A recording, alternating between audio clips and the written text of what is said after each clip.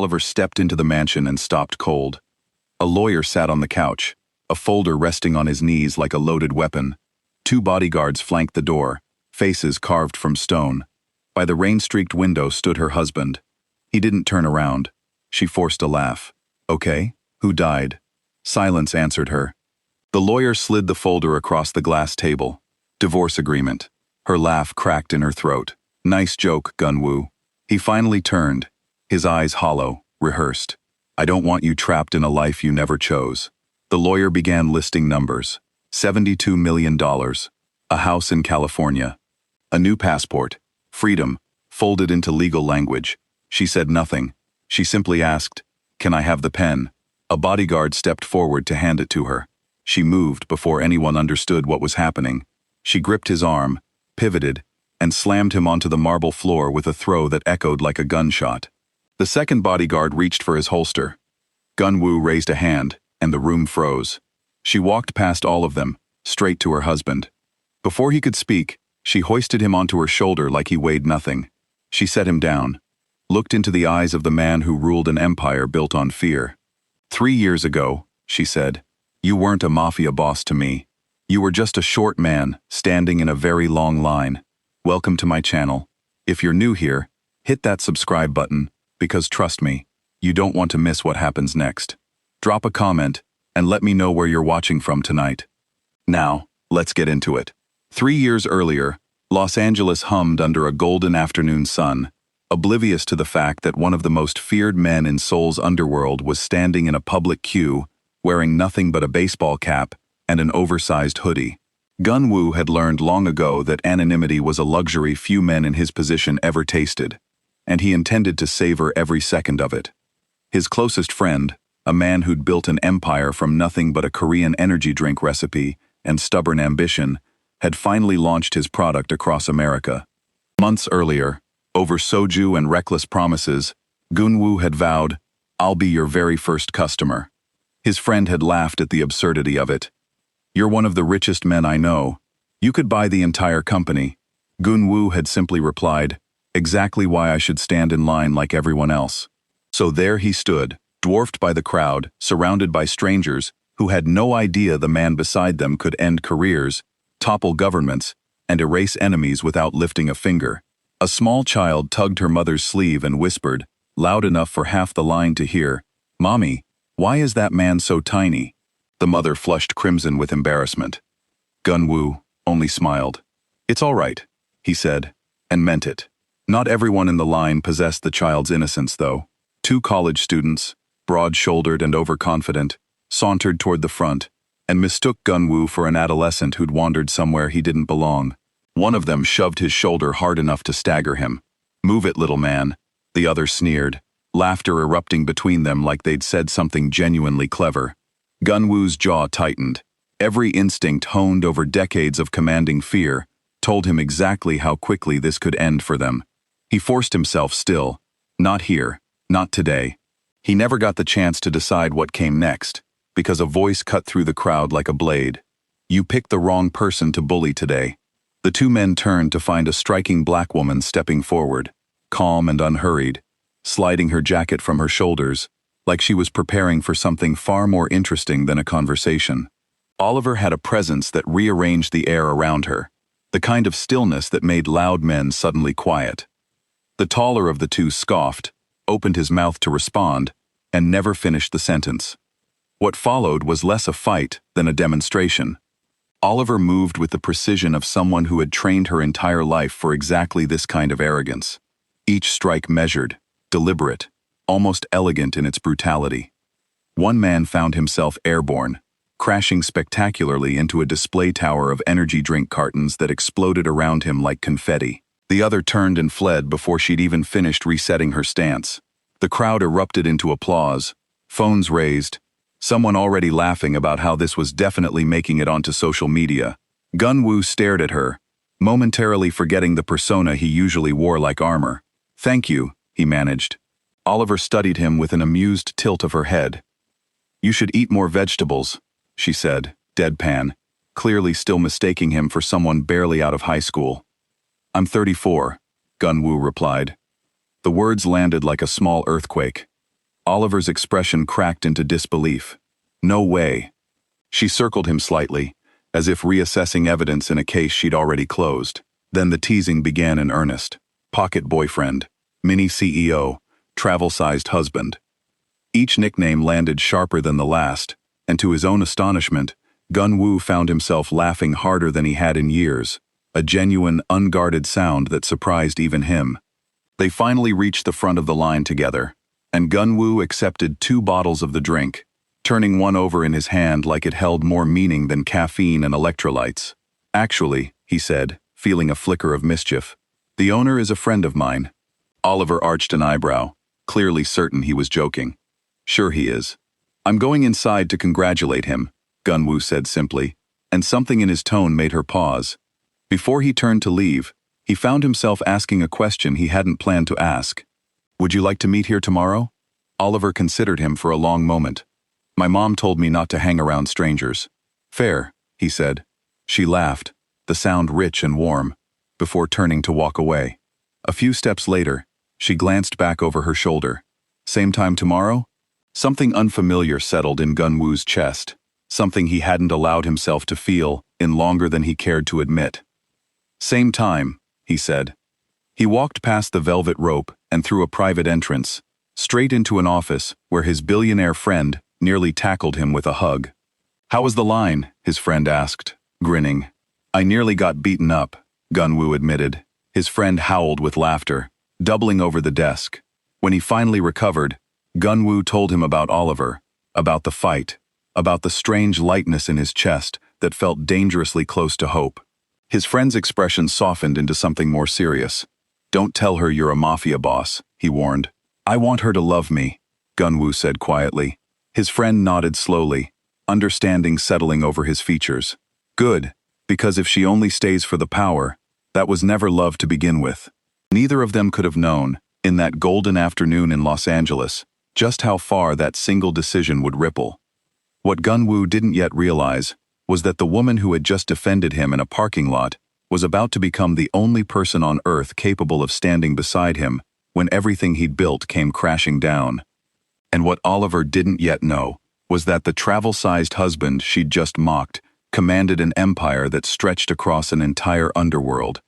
An empire that would one day force her to choose between the man she loved and the truth she never asked for. But that reckoning was still years away. For now, there was only a golden afternoon, 2 strangers, and a promise to meet again tomorrow. The next afternoon arrived heavier with anticipation than Gun-Woo expected.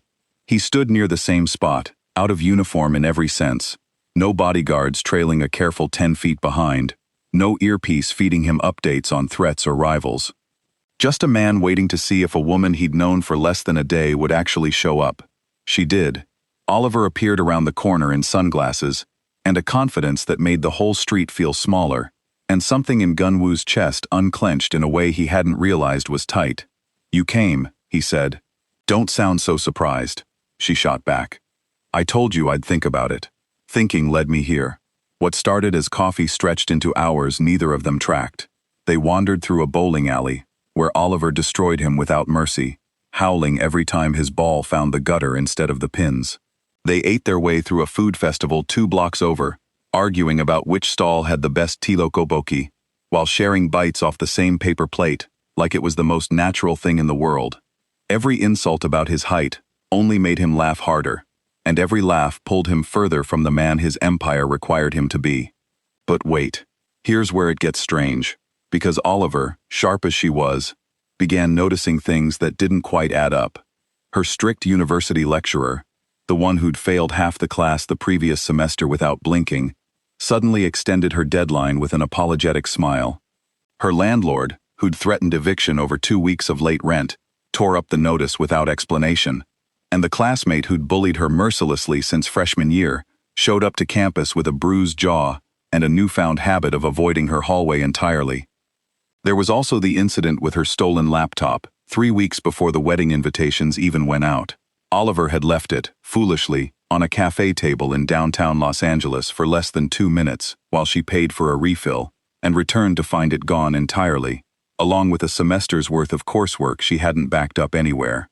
She'd spent the evening in tears, convinced the loss was catastrophic, only for a courier to appear at her apartment door the following morning, holding the exact laptop, completely undamaged, with an apologetic note claiming it had been found, a few blocks away, and turned in anonymously. She mentioned it to Gunwoo one evening, half joking, half genuinely unsettled. "It's like the universe rearranged itself just for me." Gunwoo only smiled, that same unreadable smile she was starting to memorize. "Maybe God added you to his favorite list." The joke was worn smooth from repetition by now, and Oliver threw a pillow at him for being unbearably smug about a coincidence she had no idea he'd personally orchestrated within the hour. She laughed and let it go, again and again. She had no idea that miles away, in rooms she would never see, men in dark suits were making quiet phone calls on her behalf, solving problems before she even knew they existed. She had no idea the man teasing her about gutter balls controlled the machinery, reshaping her entire life without her consent.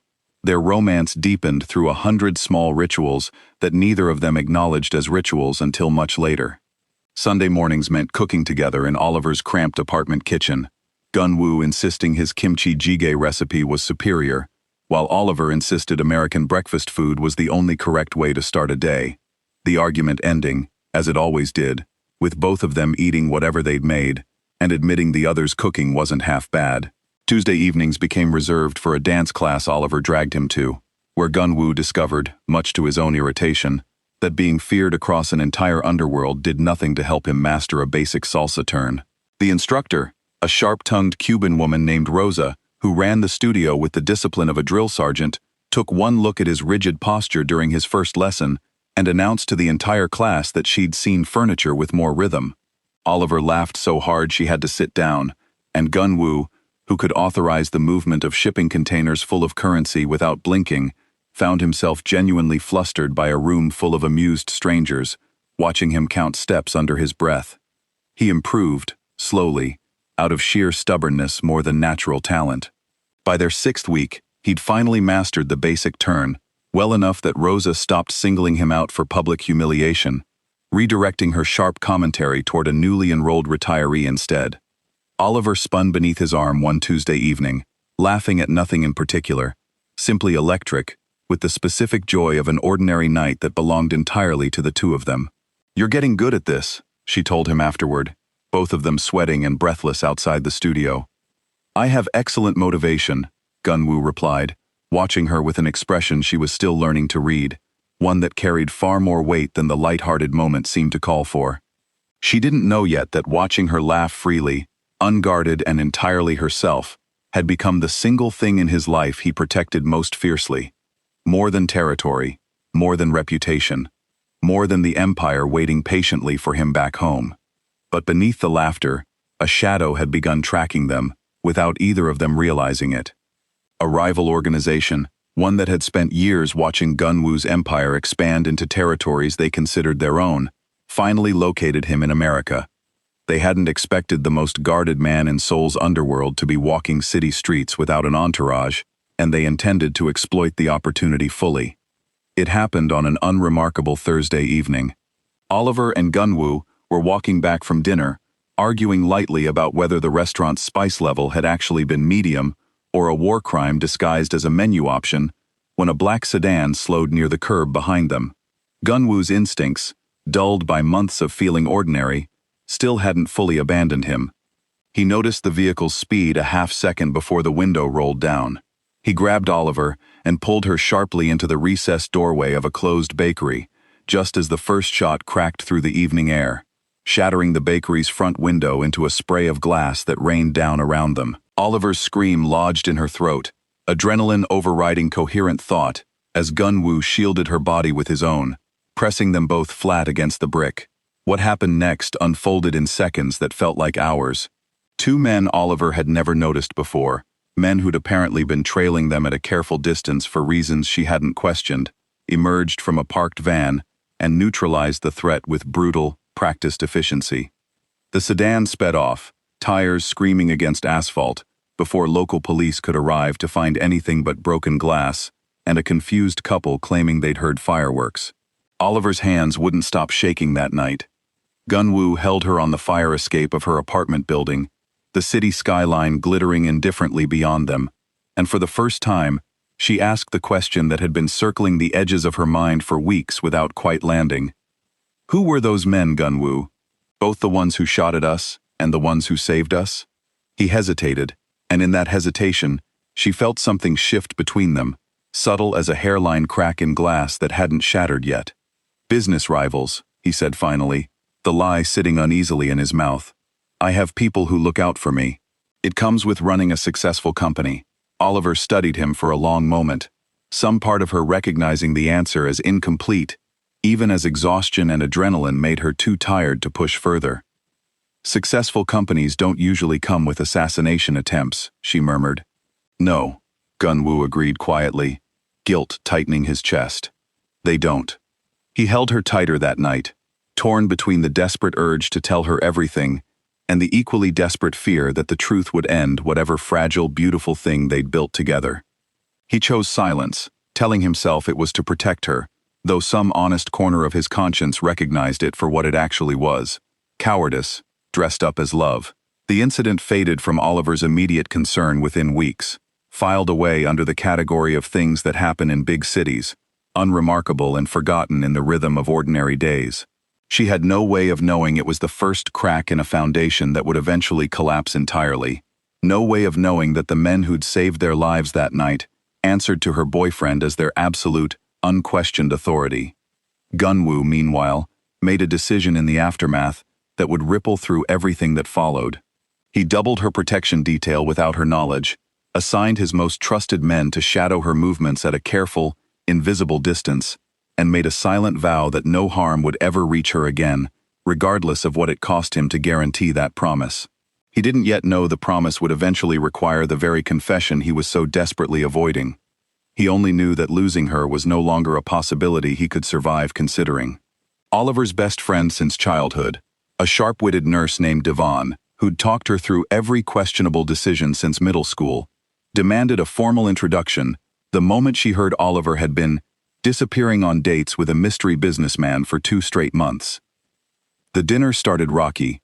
Devon spent the first 20 minutes interrogating Gunwoo with the precision of someone conducting a background check disguised as small talk, asking pointed questions about his family, his intentions, and why exactly a successful businessman seemed to flinch every time a car backfired outside the restaurant window. Gunwoo answered everything with careful, practiced ease, deflecting the sharper questions with humor smooth enough that Devon nearly missed how deliberately he was steering the conversation. Nearly. He's hiding something, Devon told Oliver later that night. The two of them sprawled across Oliver's couch with a bottle of wine between them. I don't know what, but that man has secrets stacked on secrets. Everyone has secrets, Oliver said, waving off the concern with the easy confidence of someone still early enough in love to believe intuition could be argued away by logic. Not like that, Devon pressed. That wasn't normal guy secretive. That was practiced. Rehearsed. Like he's been trained to answer questions without actually answering them. Oliver laughed it off that night, chalking it up to Devon's naturally suspicious nature. The same instinct that had once convinced her a delivery driver was casing their childhood neighborhood, for reasons that turned out to be entirely mundane. But some quiet, honest part of her filed the observation away regardless. Another small stone added to a foundation of questions she wasn't ready to excavate yet. She would think of that conversation again, months later, standing frozen at the bottom of a hidden staircase, surrounded by armed men who called her Madam. Devon, it turned out, had been right about almost everything except the scale of what she'd sensed. Gunwoo's business obligations in America eventually reached their natural end, and with them came a decision he hadn't expected to face this soon. He didn't want to leave, not the city, not the life he'd built in secret here, and certainly not the woman who'd redefined every plan he'd ever made for himself. He'd rehearsed the words for 3 days straight, standing alone in front of a mirror in a hotel room 3 floors above the restaurant where they'd had their first real dinner together, and every single rehearsal had ended with him second-guessing whether a man who commanded fear for a living had any right asking someone this extraordinary to build a life around him. What if the Empire eventually found her anyway? What if loving her only meant dragging her closer to danger she'd never signed up for? He nearly canceled the entire evening twice. It was only the memory of her laughing on his shoulder outside a bakery in the golden hour light, utterly unbothered by whatever the world thought a man like him should look like, that finally pushed him out the hotel room door and up to the rooftop where she was waiting, completely unaware her life was about to change. He proposed on a rooftop overlooking the skyline. No bodyguards, no cameras, no announcement to the Empire waiting for him back home. Just a small velvet box, and a man who, for the first time in years, felt genuinely afraid of rejection instead of retaliation. Oliver's hands trembled as she said yes, tears cutting silver lines down her cheeks. And for one suspended moment, neither of them belonged to anything larger than each other. If you've made it this far, and you're feeling this story the way I am, hit that like button right now, because it's about to get a lot more intense. The wedding took place in Seoul, on a morning so clear, it seemed the sky itself had been arranged for the occasion. Cherry blossoms drifting down over a courtyard, transformed into something out of a fever dream Oliver never could have conjured on her own. Silk draped every surface in shades of ivory and gold. A string quartet played beneath a canopy woven from real branches, and somewhere beyond the garden walls, security details Oliver had learned not to question anymore kept watch with the quiet precision of men who took their work seriously enough to disappear into the background entirely. Her mother flew in from Atlanta, overwhelmed into stunned silence by the scale of everything, repeatedly asking Oliver in hushed tones whether she was certain, whether all of this felt like too much too fast. Oliver, radiant in a gown that had taken a team of seamstresses 6 weeks to complete, had simply taken her mother's hand and said the only thing that mattered. I've never been surer of anything. Gunwoo's side of the ceremony told a different story, one Oliver still didn't have the full vocabulary to read. Men in dark suits bowed with a formality that seemed excessive for a wedding, exchanging glances loaded with meaning she couldn't decode. An elderly woman, introduced only as a family elder, blessed the union with words in formal Korean that made several guests visibly tense before relaxing again. Oliver noticed. She always noticed. She simply chose, again and again, to trust the man standing across from her, instead of the questions circling beneath the surface of everyone around him. Their vows were simple, deliberately so, both of them having agreed that grand declarations belonged in movies, rather than in the promises they intended to actually keep. Gunwoo's voice, usually so measured and controlled, wavered slightly as he spoke his. I promise to protect what matters most to me, for as long as I'm capable of drawing breath. Oliver hadn't understood, in that moment, precisely how literally he meant it. The reception stretched past midnight, lanterns replacing the earlier sunlight, and for a few unguarded hours, the weight of everything neither of them had said aloud, yet seemed to lift entirely. Oliver danced with her mother. Gunwoo, to everyone's visible astonishment, executed a passable salsa turn during the final song, drawing a delighted, disbelieving laugh from his new wife that he would replay in his memory countless times over the difficult months that followed. Their first months as husband and wife unfolded inside a mansion that gradually stopped feeling like a museum and started feeling, in fragments, like home. Oliver filled empty rooms with color, hanging photographs from their courtship on walls that had previously held nothing but expensive, impersonal art. She taught the household staff her mother's cornbread recipe, delighting in the way even the most stoic members of the kitchen staff eventually admitted it was better than anything they'd tasted. Gunwoo, in turn, began carving out mornings that belonged entirely to her, waking before dawn to walk with her through gardens still wet with dew, discussing nothing more consequential than which flowers should replace which along the eastern path. For a while, it seemed almost possible to believe the Empire waiting beyond their gates might simply leave them alone if they were quiet enough about their happiness. It never did, of course. Gunwoo's right hand, a lieutenant named Sung Min, who had served the family since before Gunwoo was old enough to understand what service meant, became a fixture in their household routines. He arrived most mornings with updates delivered in low, clipped Korean, always retreating the moment Oliver entered the room, always treating her with a deference that bordered on reverence. She liked him, in the limited way she was permitted to know him. He remembered her birthday. He once smuggled in her favorite peach tea from a specialty shop 3 hours outside the city, because she'd mentioned missing it during a single offhand conversation months earlier.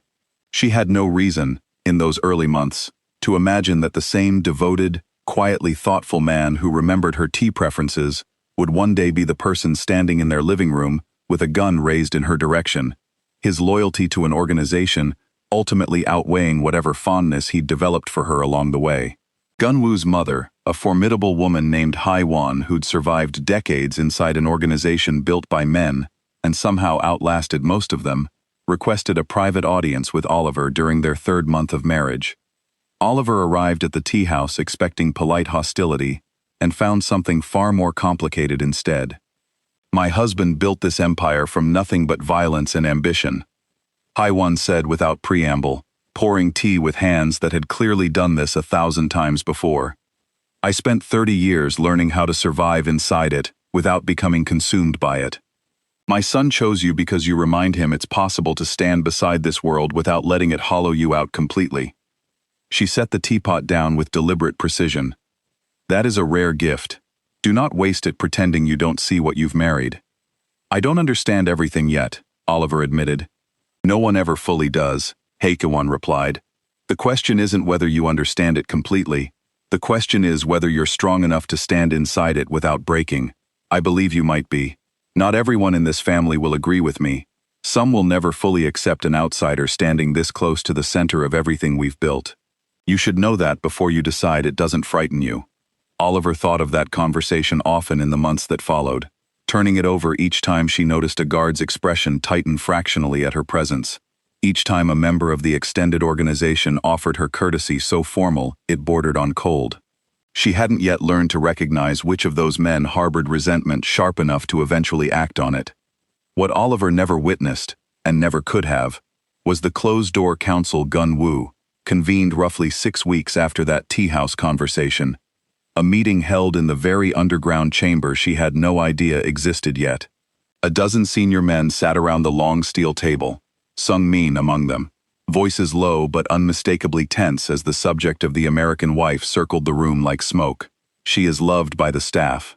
Respected even, by those who have met her," one elder argued, his tone carefully neutral, in the way men speak when they know they're being recorded by someone's memory if nothing else. But respect from outside the organization is not the same as belonging inside it. History does not favor outsiders who learn too much. Gunwoo's expression didn't shift, though something dangerous settled behind his eyes. "She will learn nothing she isn't meant to learn.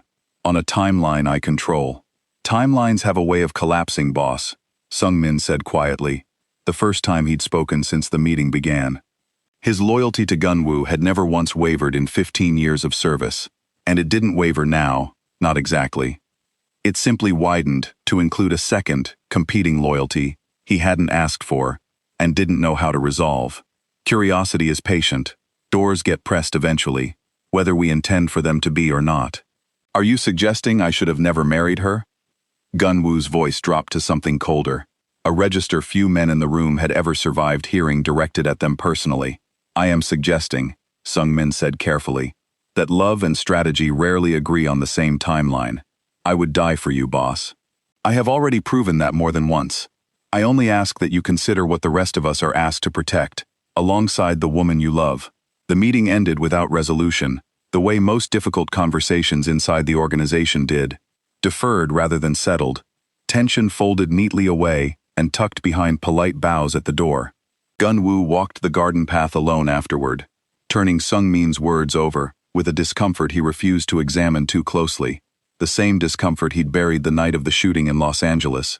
The same discomfort he would keep burying for another 2 years, right up until a locked door and a teddy bear button made the entire debate catastrophically irrelevant. He never told Oliver about that meeting. He told himself it was to protect her from politics that didn't concern her yet. Some quieter, more honest part of him understood it was the same instinct that had kept the whole truth from her for 3 years running. The belief that he alone could shoulder the danger circling them both, if only he managed it carefully enough, quietly enough, alone enough. Sung-min, for his part, said nothing more on the subject for 2 years. He brought Oliver peach tea from a shop 3 hours outside the city. He remembered her birthday without being asked. He bowed to her with a warmth that was never performed, not even once. And if anyone in the organization suspected the affection was genuine, no one suspected it would ultimately lose to something larger than affection when the moment finally arrived. Convoys of black vehicles began appearing outside their home at odd hours, and Gunwoo would disappear into them without explanation, returning hours later with a tightness around his eyes he tried and failed to hide. Bodyguards multiplied around the property, their presence growing from occasional to constant. Midnight phone calls pulled him from bed with a regularity that made sleep feel optional for him. And there was the office. The locked office at the end of the east wing, the one door in the entire mansion Oliver had never been permitted past. Gunwoo always had a reason. Work documents. Sensitive contracts. Nothing worth troubling her with. She'd accepted it for months, the way she'd accepted so much else, filing it under the mysterious ecosystem of being married to a wildly successful businessman. But curiosity is a patient creature, and eventually it always wins. One afternoon, with Gunwoo away on business and the house unusually quiet, Oliver found herself standing in front of that door, with her hand hovering over the handle, locked, as always. Her eyes drifted to a small teddy bear perched on a shelf beside the frame, an odd decorative touch in an otherwise sterile hallway. Something about its placement had always struck her as deliberate, rather than accidental. She pressed it. The wardrobe beside the door groaned and shifted, sliding aside to reveal a passage she hadn't known existed. Her heart hammered against her ribs as she stepped through it, descending a staircase that seemed to fall further than the mansion's foundation should have reasonably allowed, each step swallowing more of the daylight behind her, until she was moving by nothing but the cold blue glow spilling up from below.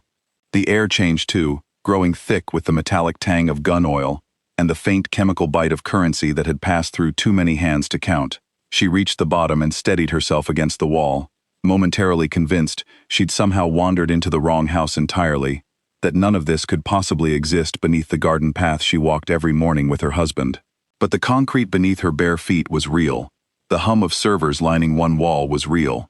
The photographs pinned above a long steel table, faces circled in red marker with locations and dates scrawled beneath them, were unmistakably real. A wall of monitors flickered through footage she didn't recognize at first, until her stomach dropped, as she realized she did recognize one of them. A street corner 3 blocks from her old apartment in Los Angeles.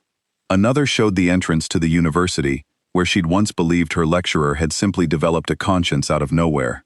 Racks of weapons stood polished and precise along the far wall, arranged with the same obsessive order Gunwoo brought to everything he touched, whether it was a business contract or, apparently, an arsenal. Stacks of bound currency sat beside ledgers thick enough to require both hands to lift. The men noticed her before she fully processed the room around her. Conversation died mid-sentence. Chairs scraped against concrete as bodies rose in near unison, the reflexive discipline of soldiers who'd been trained to stand for one person only, and had apparently decided, without ever being told explicitly, that she qualified too. An older man with a scarred cheek crossed the room slowly, giving her space, the way one might approach something fragile and unpredictable at the same time. Up close she could see the scar wasn't decorative or accidental. It told a story of its own, one she suddenly had no interest in learning the details of. "Madam," he said, softer than she expected, as though he understood exactly how the word would land, and regretted being the one to deliver it. The word hit her like a physical blow. Madam, not a term used for the wife of a businessman. A term reserved for someone standing at the head of something far larger, far darker than she had ever allowed herself to imagine. Every strange coincidence of the last 3 years crashed into her at once. The lecturer who suddenly softened, the landlord who tore up the eviction notice, the bully who vanished from her life covered in bruises, the laptop that reappeared overnight. Maybe God added you to his favorite list, he'd told her, smiling like it was nothing. It wasn't God. It had never been God. Oliver opened her mouth to respond, and found she had no words left at all. The room tilted, the monitors and weapons and reverent faces blurring together into a single overwhelming wave, and the last coherent thought she managed before the darkness swallowed her whole was a single, useless question circling itself over and over. How many other doors in her own life had she simply chosen never to open? She woke to the sterile scent of antiseptic and the low murmur of a voice she knew better than her own. A doctor hovered nearby, packing away instruments with quiet efficiency before excusing himself from the room. Gunwoo sat at the edge of the bed, his usual composure stripped away entirely, replaced by something raw and unguarded she'd never seen on him before, not even on their wedding day. "You're awake," he said, voice barely above a whisper. Oliver stared at the ceiling, unable to look at him yet. "How long have you been lying to me?" He didn't flinch from the question, though it clearly cost him something to answer honestly. "Since the day we met." The confession sat between them like a third presence in the room. She finally turned her head toward him, searching his face for the stranger she now realized had always been standing beside the man she loved. "Then talk," she said, her voice steadier than she felt. "Tell me everything. Don't soften it. Don't protect me from it. If you tell me everything, I won't ask again." And so he did. "I was 11, Gunwoo said quietly, staring at a point somewhere past her shoulder, rather than at her directly.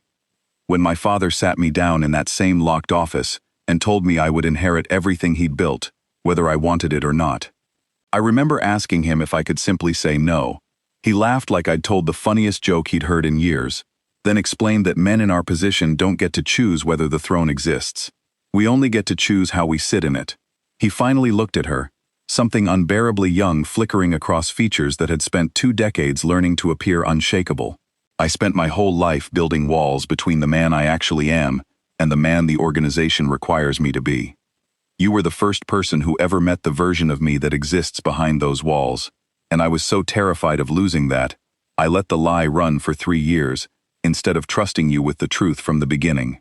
Oliver absorbed this in silence, watching the fractures beneath his composure, with an ache she hadn't expected to feel for a man who'd just confirmed every fear she'd carried since that locked door swung open.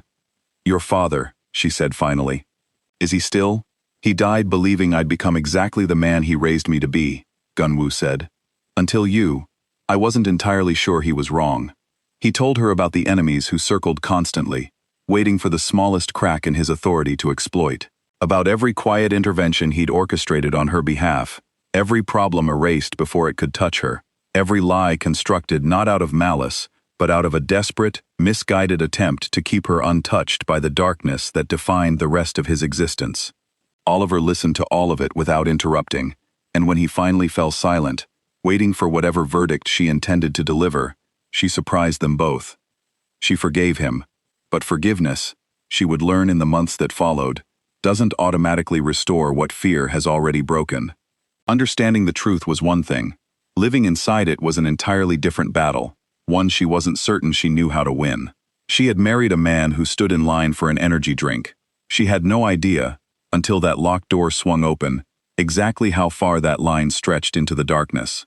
And she was about to find out just how impossible it would be to walk away from him completely. She rented a small apartment in Los Angeles, under her maiden name, deliberately choosing a neighborhood far from anywhere she and Gunwoo had ever walked together, as though geography alone could scrub 3 years of memory from her body. It didn't. She'd reach for her phone to send him a photo of some absurd food truck sign before catching herself mid-motion, the habit of sharing her life with him, too deeply ingrained to disappear, just because she'd put an ocean between them. Her mother visited twice that spring, sitting across from her at a kitchen table too small for the weight of the conversation neither of them fully had. "You loved him before you knew," her mother said gently during the second visit, stirring sugar into coffee she'd let go cold. "Does knowing really change who he was to you before?" Oliver didn't have an answer that spring. She spent her days consulting for a nonprofit that had nothing to do with empires or bodyguards or locked doors, work that felt almost embarrassingly simple by comparison. And her nights scrolling through old photographs she told herself she wasn't looking at, not really. In Bali, 3 months into her self-imposed exile, she nearly drowned during a swim she'd underestimated, caught in a current stronger than her body could fight against alone. A local fisherman pulled her ashore, and it was only weeks later, back in Los Angeles, that she discovered through an offhand comment from an old family friend that the fisherman had been quietly compensated for his vigilance by a source that traced back, however many layers deep, to Seoul. She should have been furious. Instead, she sat on her apartment floor and cried for an hour, overwhelmed by the impossible tangle of feeling suffocated and cherished by the exact same gesture. 5 months into her exile, Oliver nearly went back. It happened after a call from Haewon, unexpected and brief, informing her that Gunwoo had been injured during what the older woman only described as a disagreement with a rival faction. No further details followed, no request for her to return, Nothing but the bare fact delivered in a tone carefully stripped of pressure.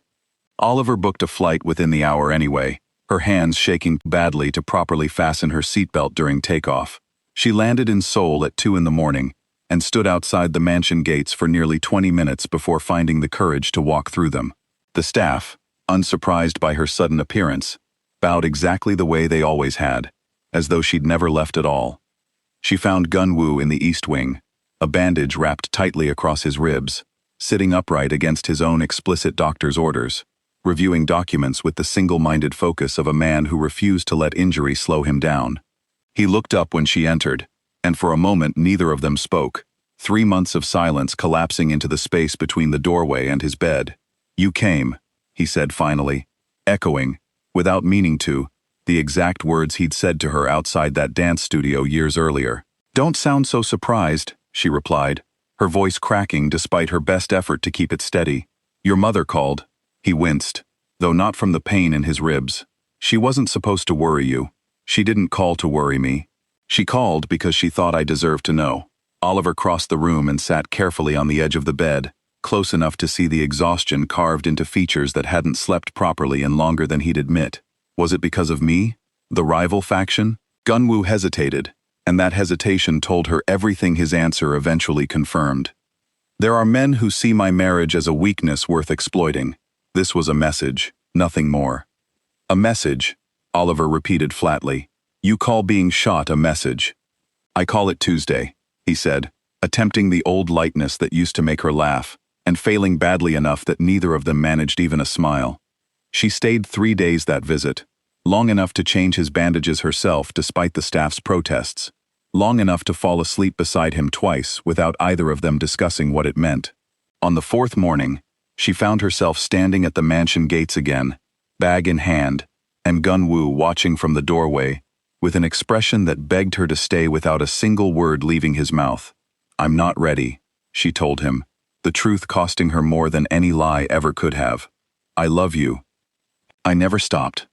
I just don't know yet if loving you is enough to survive everything that comes with it. Take whatever time you need," Gun-woo said, and meant it, though it nearly broke something in his chest to say so. "I'm not going anywhere. Even if you decide you can't come back, I'm not going anywhere." She flew back to Los Angeles that afternoon and cried through most of the flight, uncertain whether she was mourning a marriage or simply mourning how badly she still wanted it to work, despite everything standing in the way. Gun-woo never chased her, never demanded she return, never leveraged the resources at his disposal to force a reunion he could have engineered in a matter of hours. He let her run, even as every version of himself that had built an empire screamed against the instinct to control the outcome.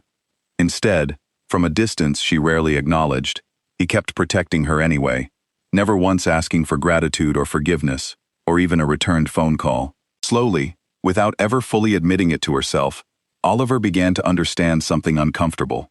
The man guarding her from 3,000 miles away was still the exact same man who'd once let a 9-year-old call him short without losing his temper. He hadn't changed. She had simply learned the rest of him, and the rest of him hadn't stopped loving her for a single day. 2 nights before he called his lawyer, Gun-woo sat across from the only man outside his organization who'd ever truly known him as something other than a title. His old friend, the energy drink founder whose launch day had started this entire chain of events, now ran a company valued in the billions, yet still insisted on meeting Gun-woo at the same modest noodle shop they'd frequented, back when neither of them had anything worth protecting. "You look like a man who hasn't slept," his friend observed, sliding a bowl across the table. "I haven't." Gun-woo stared at the broth without touching it. "She hasn't answered a call in 6 weeks. She's been in 3 countries this month alone. I think she's finally decided she can't do this." His friend studied him with the particular patience of someone who'd watched this entire love story unfold from its very first, absurd parking lot beginning. "So what are you going to do? Keep having your men quietly rescue her from every corner of the earth while pretending you don't know her schedule better than she does?" Gun-woo's silence was answer enough. "Let her go," his friend said finally, the words landing heavier than either of them expected. "Not because you want to, because loving her enough to admit she deserves an actual choice is the only version of this that isn't just you controlling her from a distance, instead of up close." Gun-woo turned the idea over for a long, silent moment, something cracking open in his chest that felt uncomfortably close to grief. You think she'll take it? The freedom?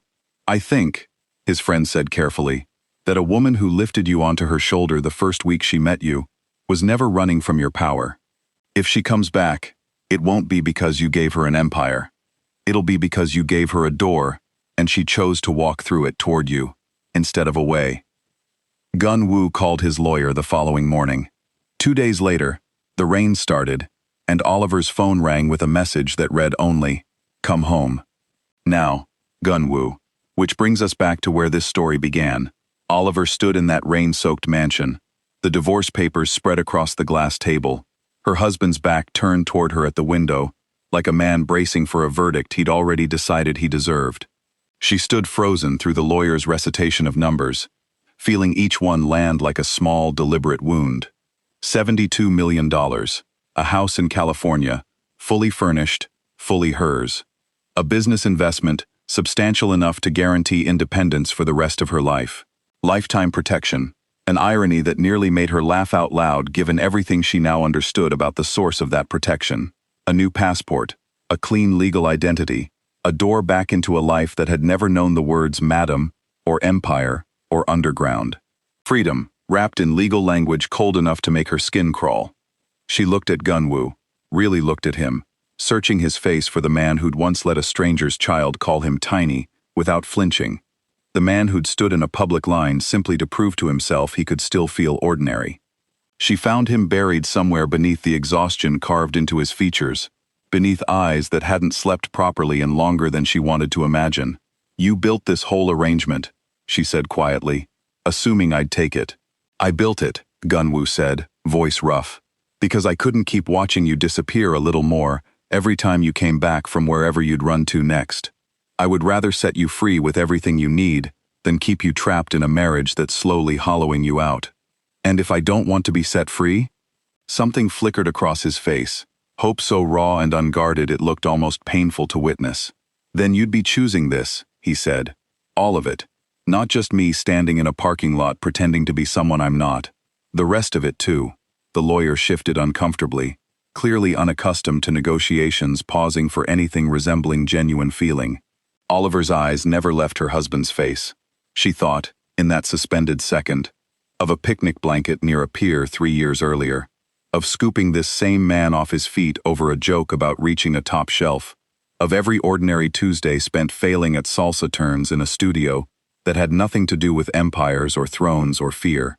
She thought of Haywan's tea house warning, of Devon's suspicion that had turned out to be entirely correct, of a fisherman in Bali paid to keep her alive by a man who never once asked her to thank him for it. Every fragment of the last 3 years collapsed into a single, unavoidable clarity. She had never fallen in love with a title. She had fallen in love with a man who stood in line.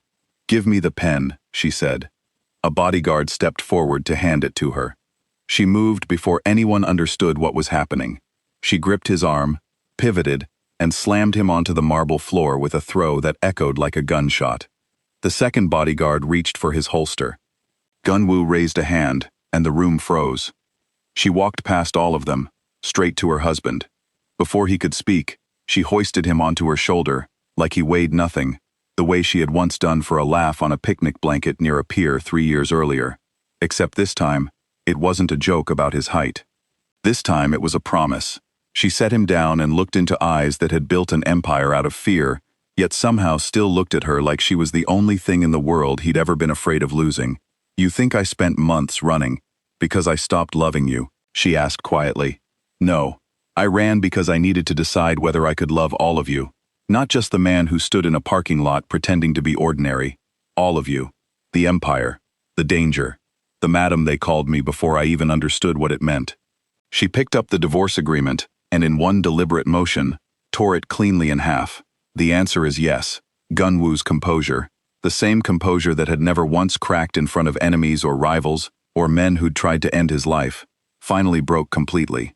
His eyes glistened, and for the first time since she'd known him, he looked less like the most feared man in Seoul and more like the boy standing in line for a drink, terrified someone might finally see him clearly and walk away anyway. "I don't care what the world calls you," Oliver said. voice steady despite the tears threatening her own composure. I married the man who stood in line for a drink. Not the man sitting on a throne. If your road leads through darkness, then we walk through it together, all of it. She pulled him into her arms, and for one suspended perfect moment, the mansion felt less like a mausoleum and more like the home it was always meant to be. The lawyer, sensing an ending that had nothing left to do with him, quietly gathered his folder and slipped from the room. One remaining bodyguard escorted him out, leaving only the two of them, and a silence that finally felt like peace instead of dread. That peace lasted exactly as long as it took the door to open again.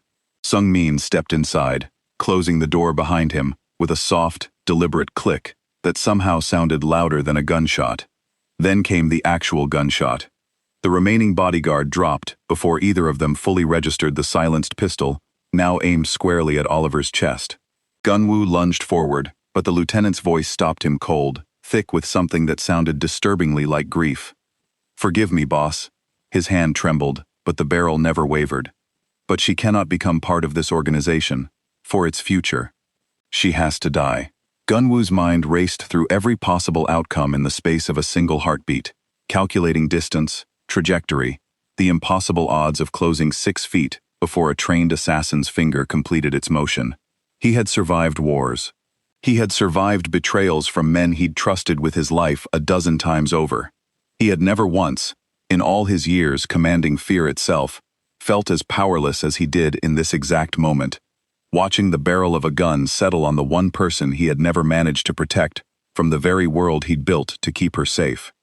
"Sung-min," he said, voice low and dangerously calm, the voice of a man who had once ended entire organizations with considerably less provocation. "Think very carefully about what happens next." The lieutenant's hand trembled, but his resolve, forged through years of unwavering loyalty to something larger than any single relationship, didn't waver with it. "I have thought about nothing else for weeks, boss," he said, and for the first time, his composure cracked, grief bleeding through every syllable. "There is no version of this where the organization survives an outsider standing this close to its center. I am sorry. I am so sorry." Oliver's eyes met Gunwoo's across the small, impossible distance between them, and in that final suspended second, neither of them spoke, because there was nothing left to say that could outrun a bullet already halfway decided. The trigger finished its motion. If you want to know what happens next, comment part 2 down below, because trust me, you are not ready for how this ends. If this story had you holding your breath, hit subscribe so you don't miss it when it drops. Some loves are tested by distance, some are tested by truth, but the love Oliver and Gunwoo built was about to be tested by something far more permanent, and in the next few seconds, everything they'd fought to protect could be gone forever.